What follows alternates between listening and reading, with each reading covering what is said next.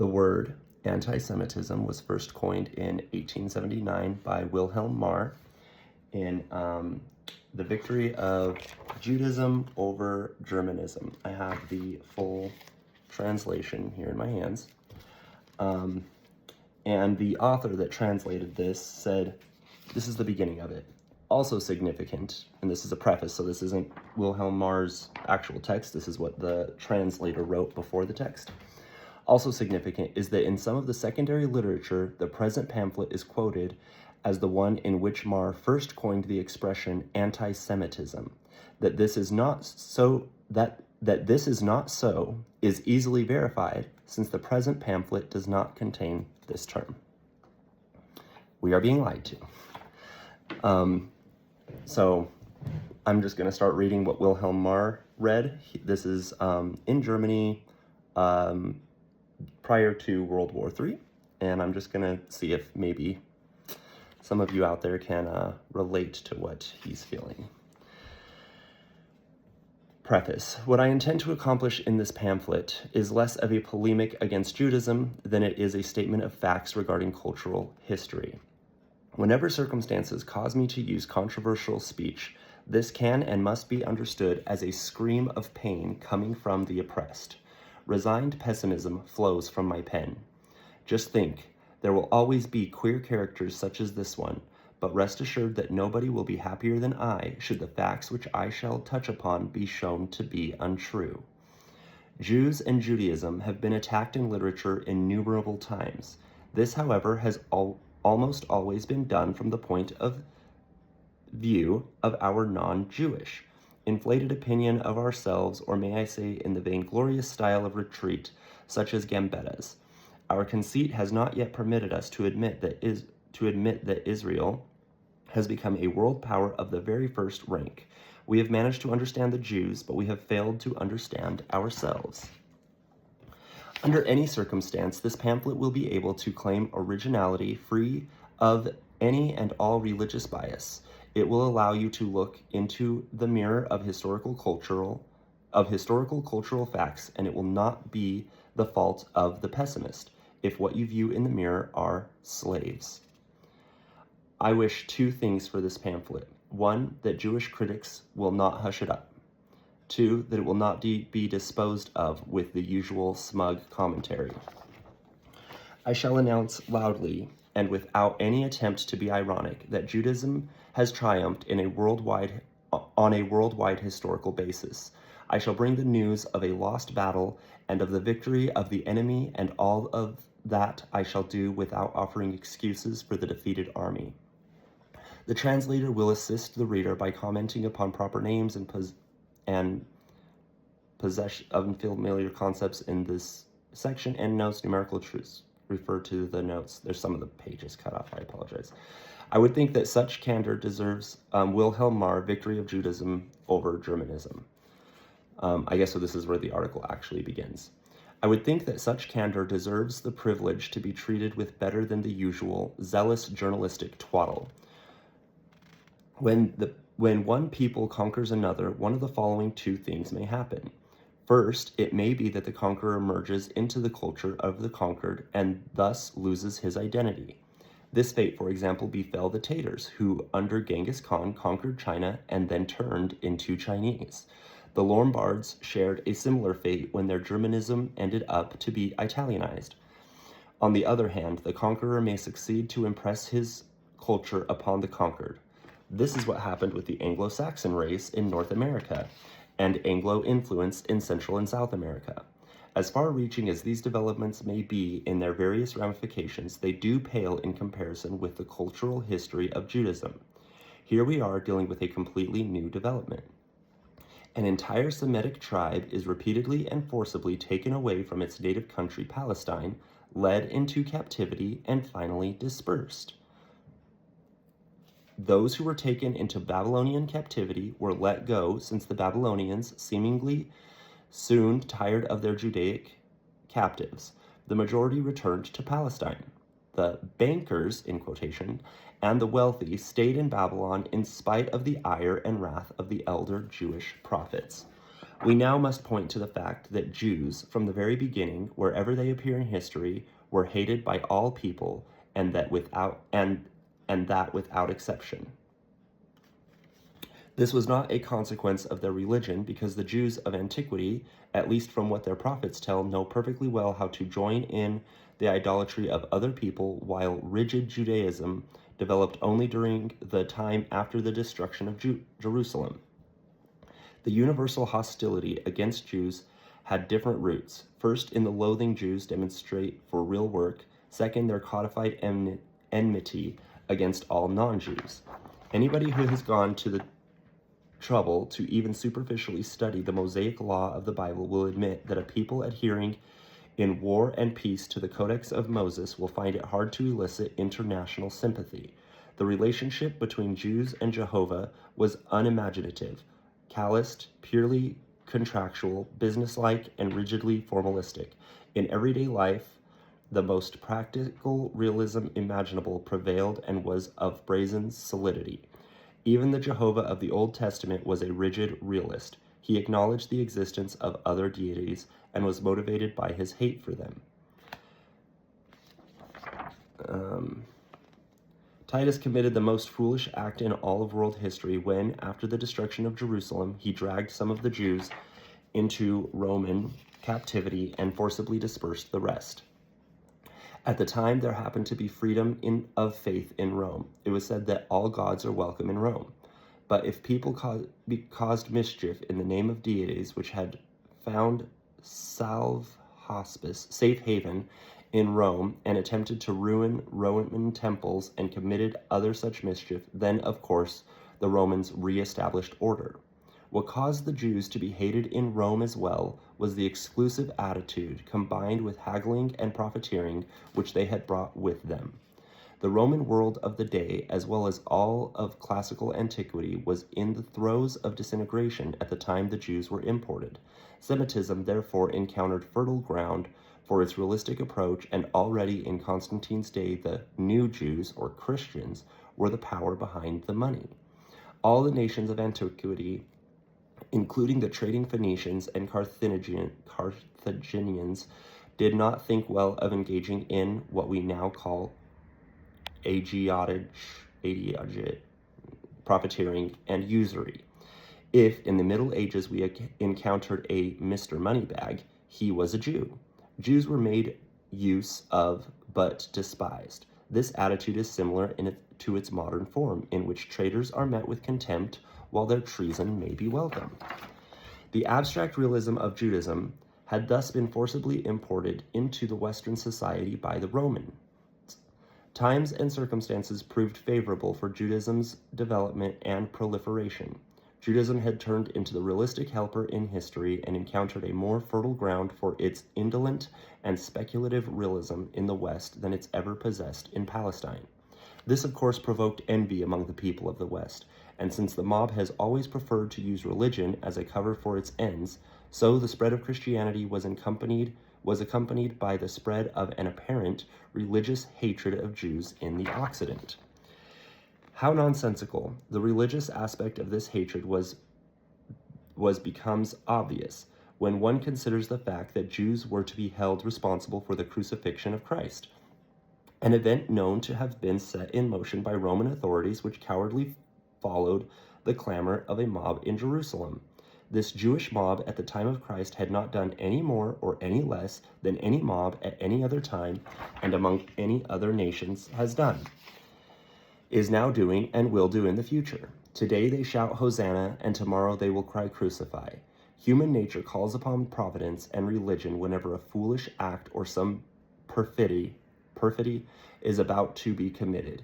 It is rare that there has not been mutual annihilation without one side and the other calling upon the gods or our Lord, and to importune them with the honor of an alliance. And this is how God and religion had to serve in each and every persecution of the Jews, while in reality these events were nothing else but the struggle of nations and their response to the very real Judaization of society that is to a battle for survival.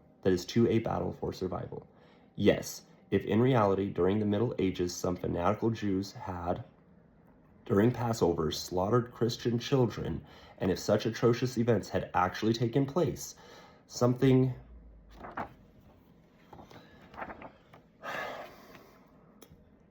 when you look at what's happening to our children and what they're doing to them. During Passover, slaughtered Christian children, and if such atrocious events had actually taken place, something which has no demonstrable basis in history, then these would represent abominations which are nothing else but crimes and must not be used to justify general religious hatred. The same applies regarding the obscenities uttered by certain pietistic sects against Christianity. I therefore unconditionally defend Jewry against any and all religious persecution, and think that it is hardly possible to express this more clearly than I have done here. On the other hand, I emphasize the following indisputable truth.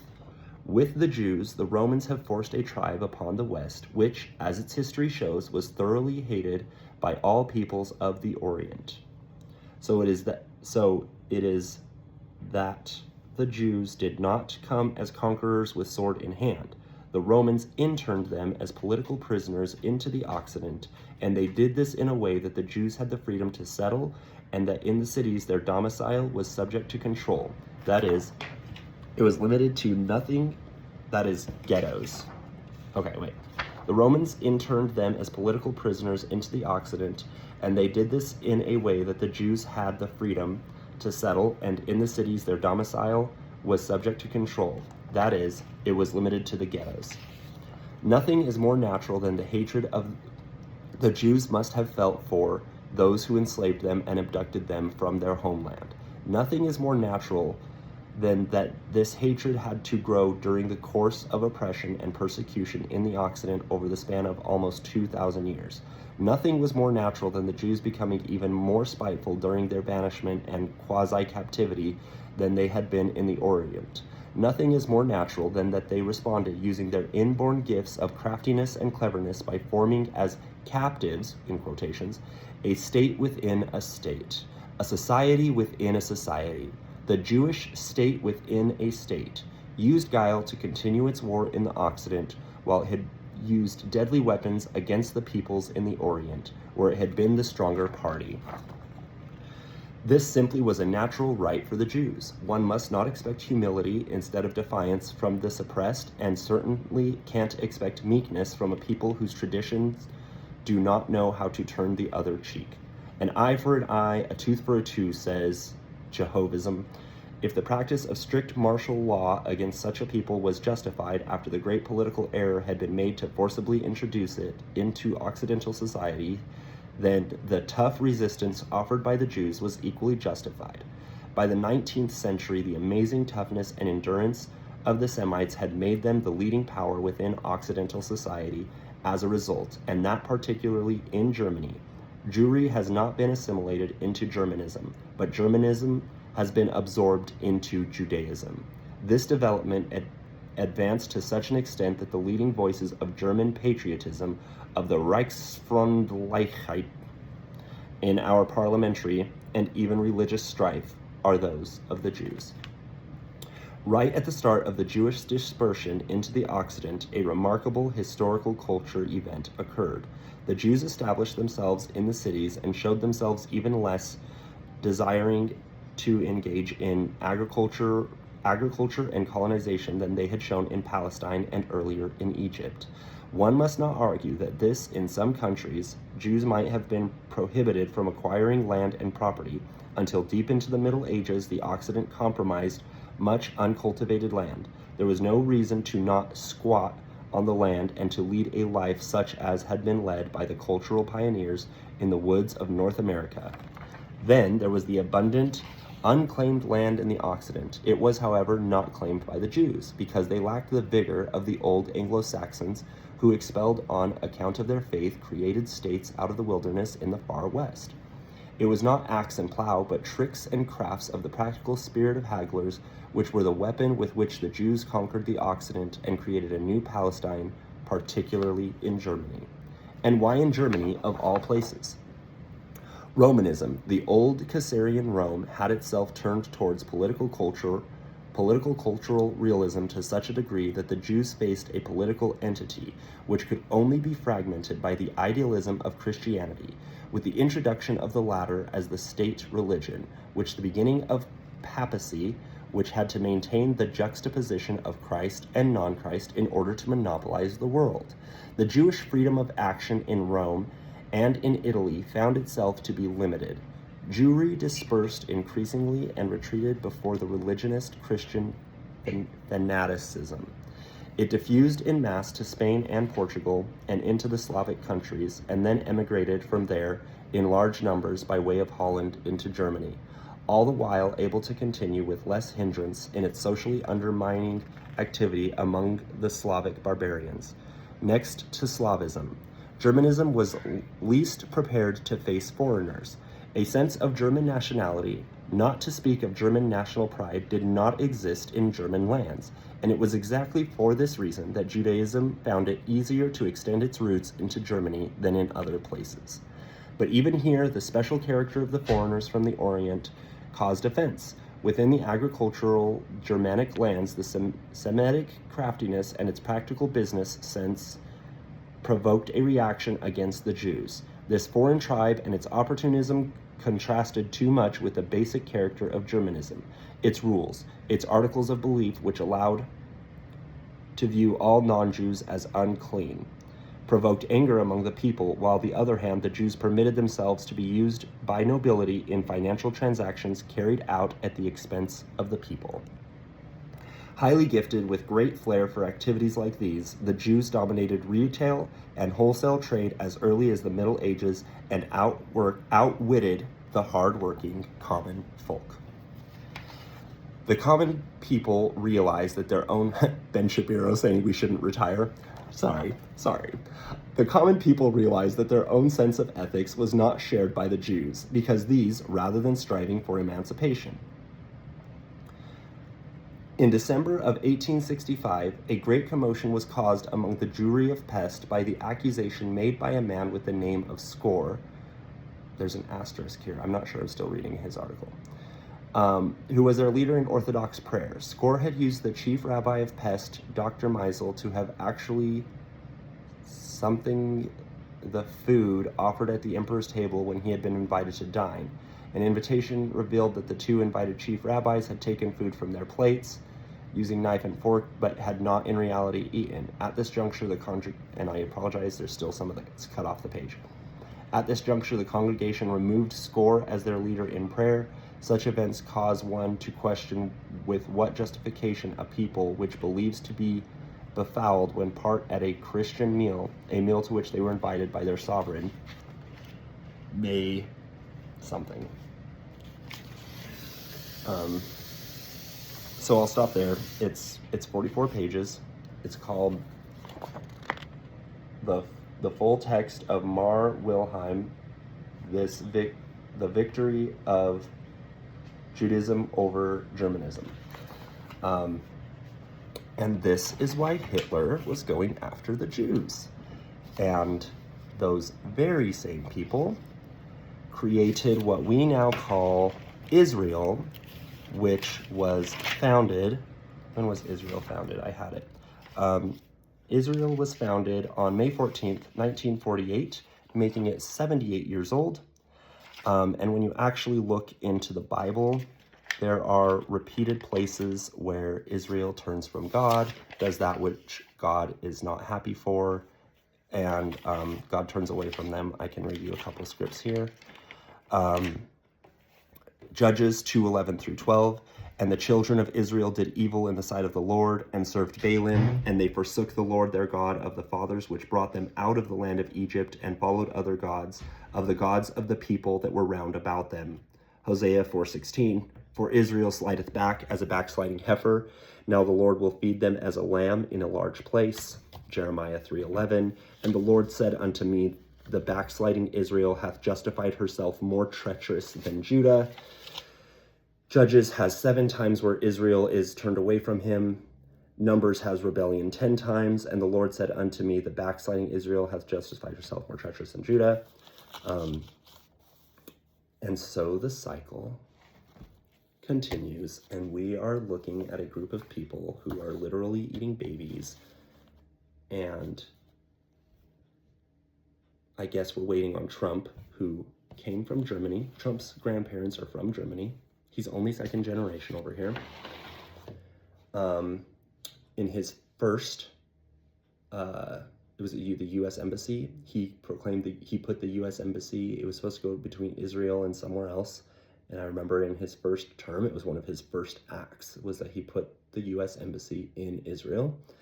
There's nothing that I've seen that signifies to me that Trump is not serving them. I saw COVID happen during Trump's reign. I saw that football be passed off to Biden, who continued to run it in the exact same direction. Even further, right? Trump helped come out with the jab, and Biden was the one who stated it's not about your freedom, it's about safety or something like that. And so these are the same people who have always been at the top and who have always divided us and who have always outwitted the common working man. And here we are, joining with Hitler. I stand with Hitler, and that's something funky to say. I don't stand with Hitler in the context of I think it's okay to kill people, but I'm for castration. I am for cutting off people's hands. I am for making it where I'm not for killing, but I'm for making it sure that you cannot do the crimes you have continuously done and have shown no repentance for. I am all for doing something that makes it where you cannot do that again. And chemical castration, I'm just going to touch on this subject because that seems to be the way they're going, is temporary. Look up chemical castration. It's not a permanent effect. So it's a way of causing consequences without causing consequences. So, yeah, that's our world.